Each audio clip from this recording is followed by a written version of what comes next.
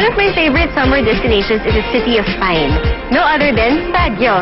Marami akong memories dito, so I'm going to put these memories into inspiration to make yummy dishes for you.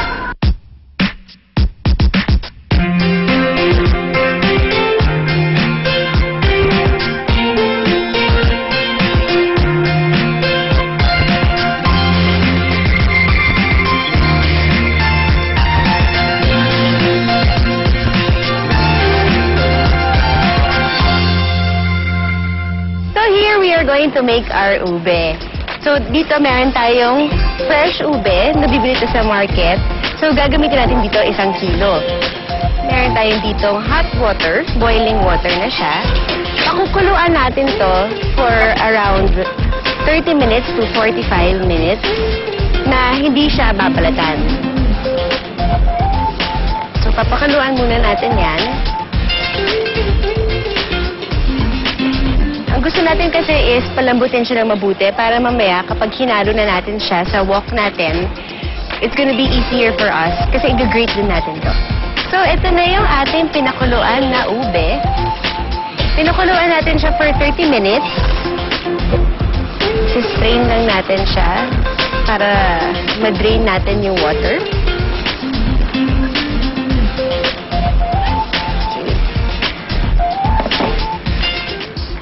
Okay, so here is the ube na na-boil na natin, tsaka napalamig na. So what we have to do now is ipipeel lang natin siya and then using the grater, mamaya, after we peel it, i-grate natin siya.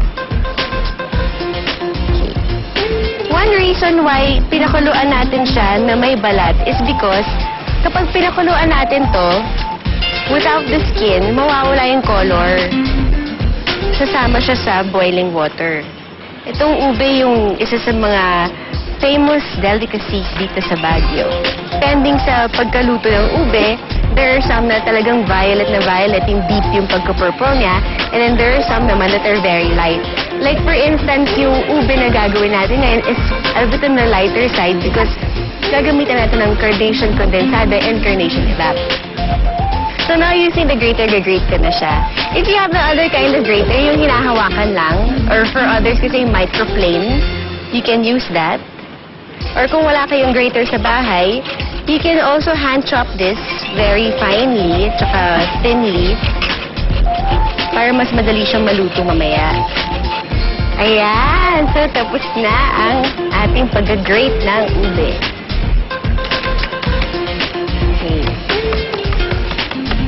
So here is the ube. This is 1 kilo of ube already.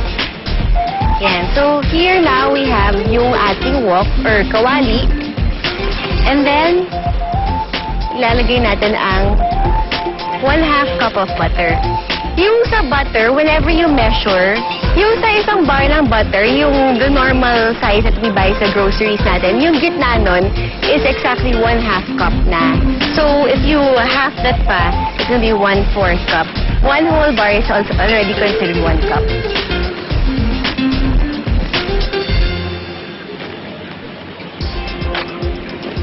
Now we'll add the ube.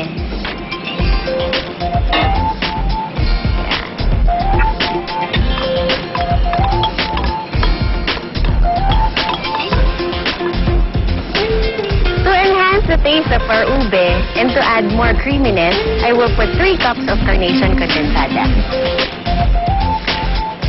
Since I'm going to be using 2 cans, and uubusin ko na siya, we can open the whole can. It's easier also to pour out.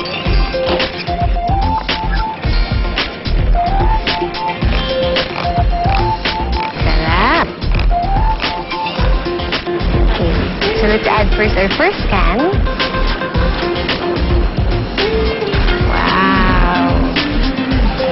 Finish the whole can. And then our second can.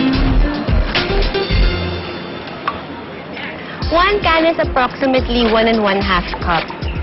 So I'll be using 2 cans. Okay. Let's just mix this.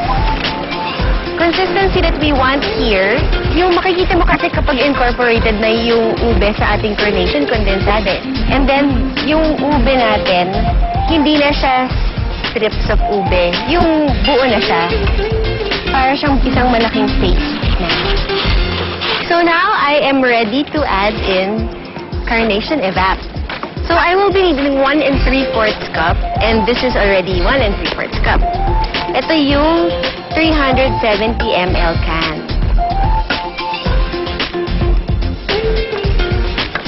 Yan. For sure, masarap tong ubing ginagawa natin because we are using both carnation condensada and carnation evap. If you want your ube to be more on the purple side, you can always use food coloring. Use as much as you want or as little as you want because this won't affect the taste. It will just change the color. So now we'll just continue mixing this until mag-thicken up na to, and then it's ready to be plated and served. Ito na yung tamang consistency na hinahabol natin for the ube. Sarap! Transfer this now to the plate. Yan. If balak din ito i-gawin as regalo or as a pasalubong or gift to your friends na sabihin nyo kayo gumawa, pwede nilagay sa bote. But since isi-serve na natin to, lalagay ko na siya sa plate.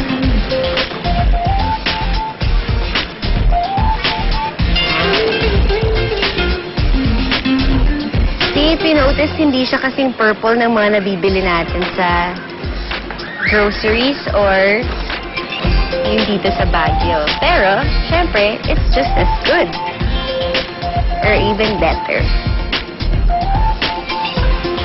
Okay. If you want to serve this to guests, syempre you have to make sure na maayos yung pagkalatag niya sa plate.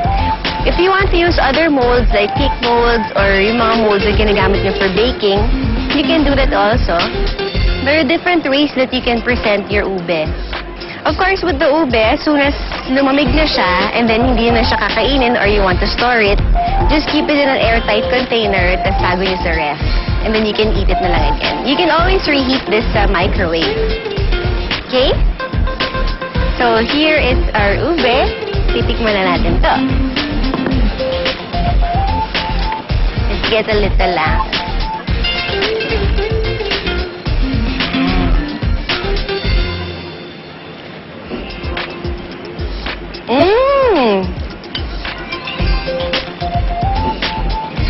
Sarap ng ube na to because you can actually taste its natural ingredient, which is just plain ube, plus it's enhanced with carnation condensada and carnation evap. Mas nagiging creamier and tastier pa yung ating ube.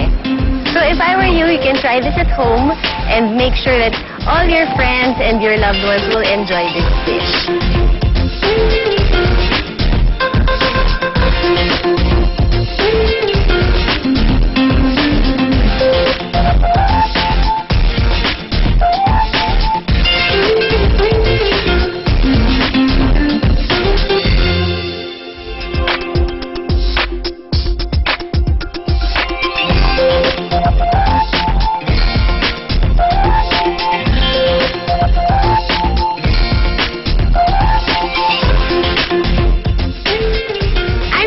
Join me next time as I turn ordinary dishes to my favorite recipes.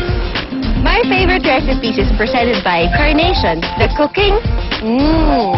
My favorite recipes would like to thank Kitchen Cabinet Design by Rafael Calero of Kitchen Studio Incorporated. Elba Cookers from Italy for the cooktop and oven. Maxim Teflon Coated Non-Stick Aluminum Cookware. Massflex Knives, Gadgets, and Utensils. Cookworks. Emarflex. Baguio Country Club, Baguio City. Aquabest. Cafe Isabel. Center for Asian Culinary Studies. Buenissimo. Chef Gino's Gourmet. Yummy Bunny. Folder and Hung. Promod. Mango. Music. The Lakeshore, Mexico, Pampanga.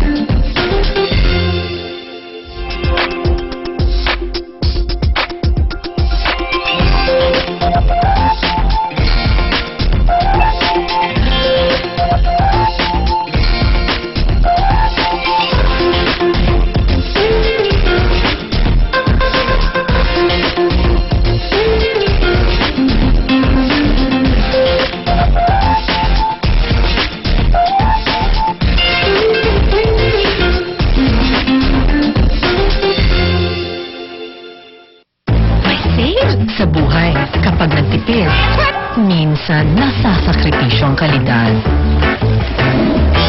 Kaya ang tipid na Eva, minsan, tipid din ang sarap. Ang tamang pagtitipid, tipid sa presyo. Pero di nasasakripisyo ang sarap. Kaya balik Carnation na, now made tastier. Kaya perfect sa sopas, drink, at dessert mo.